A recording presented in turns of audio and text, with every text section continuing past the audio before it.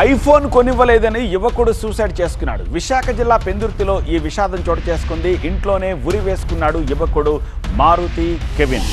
సుజాతా నగర్కు చెందిన Kevin intermediate తర్వాత ఖాళీగా ఉంటున్నాడు. ఐఫోన్ కోసం కొన్నాళ్లుగా పేరెంట్స్ పై ఒత్తిడి తెస్తున్నాడు. చదువు మధ్యలో ఆపేసి మద్యానికి బానిసైన కొడుక్కి ఫోన్ కొనేందుకు పేరెంట్స్ నిరాకరించినట్టు తెలుస్తోంది. చదువు లేదు, సంపాదన లేదు అంటూ తల్లిదండ్రులు మందలించడంతో మనస్తాపం చెంది సూసైడ్ చేసుకున్నాడని పోలీసులు చెప్తున్నారు. పెందుర్తి సుజాత నగర్లో కెవిన్ సాయి అనే యువకుడు ఆత్మహత్య చేసుకున్నాడు. ఇదే అంశంపై మనతో మాట్లాడేందుకు పెందుర్తి సిఐ సతీష్ ఉన్నారు. చెప్పండి, వాస్తవానికి ఆ సూసైడ్ గల కారణం ఏంటి, పేరెంట్స్ ఏమంటున్నారు, ఇంక్వెస్ట్ ఏం జరిగింది?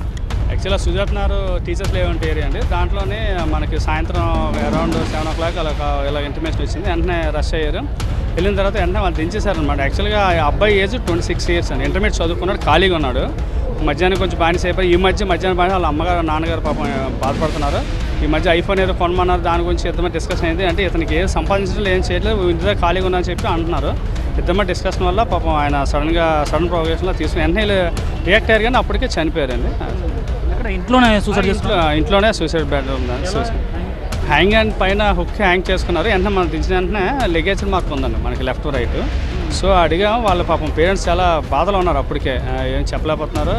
కానీ 2 days నుంచి మాకు ఐఫోన్ అడుగుతున్నాడండి. డబ్బులు నువ్వే సంపాదించింది లేదు, చదివింది లేదు, నీకేదైనా డబ్బులు అని చెప్పి అన్నాం. దాంతోనే 2 రోజుల నుంచి అడుగుతున్నాడు. సో సడన్గా వెళ్ళి ఇలా సూసైడ్ చేసుకుని చెప్పాను. చిన్న ఒక ఐఫోన్ కారణం కోసం చేసుకున్నాడు. ప్రెజెంట్ సిచ్యువేషన్లో అసలు యాక్చువల్గా మనకి చాలామంది అండి స్టూడెంట్స్కి మనం ఎప్పుడు అవేర్నెస్ కాలేజీలు అంటే అవేర్నెస్ పెట్టినా, లేకపోతే ఏరియాలో అవేర్నెస్ పెట్టినా, ఎంతైనా సరే పేరెంట్స్ నుంచి కొంచెం అవేర్నెస్ కానీ ఎప్పుడైతే డైవర్ట్ అవుతున్నారో, వాళ్ళు ప్రెజర్ ఫీల్ అవుతున్నారో, కొంచెం వాళ్ళు ఇండివిజువల్గా ఉంచకుండా ఒకే ఇంట్లో ఒక రూమ్లో గడిపెట్టుకుండకుండా తాను వదలకుండా వీళ్ళతో కలుపుకోవడం ప్రయత్నించాను.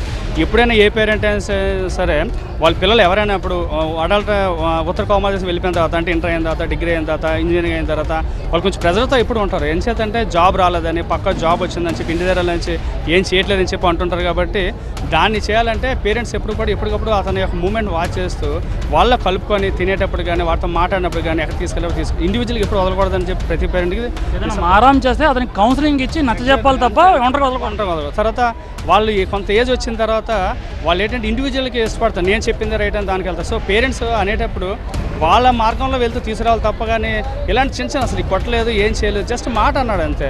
ఐఫోన్ నీ కింద లైఫ్ అనేది చాలా ఇది రాదు వెనక. ఎందుకంటే ఇప్పుడు తన లైఫ్ లేదు, తన కుటుంబం కూడా ఇలా రోడ్డున పడిపోయి చాలా బాధపడుతున్నాయి. ఇలాంటివి చాలా జరుగుతున్నాయి. పేరెంట్స్ కొంచెం ఇలాంటి వాటిలో కొంచెం డిసిషన్ తీసుకొని ఎప్పుడైతే స్టూడెంట్ వాళ్ళ పిల్లలు ఎప్పుడైతే డైవర్ట్ అవుతారో వాళ్ళు కలుపుకోవడం ప్రయత్నించి కౌన్సిలింగ్ చేయించాలండి. ఆ ఫాదర్ ప్రైవేట్ ఎంప్లాయ్ అండి, అయినా సరే. సో ఇది ఓవరాల్గా కేవలం ఐఫోన్ కావాలి అనే మారం చేశాడు. 2 రోజులుగా పేరెంట్స్ని అడుగుతూ ఉన్నాడు. సంపాదన లేదు కాబట్టి సంపాదించిన తర్వాత అటువంటి ఎక్విప్మెంట్స్ అనేవి, అటువంటి మొబైల్ ఫోన్స్ కొనిస్తాను అని చెప్పినప్పటికీ సింగిల్గా ఇంట్లోకి వెళ్ళాడు. తీవ్ర మనస్తాపంతో ఉరివేసుకుని ఆత్మహత్య చేసుకున్నట్టు పోలీసుల ప్రాథమిక విచారణ తెలిసింది. అన్ని కోణాల్లో పోలీసులు దర్యాప్తు చేస్తున్నారు. కెమెరా పర్సన్ బాబుతో ఖాజా TV9 విశాఖపట్నం.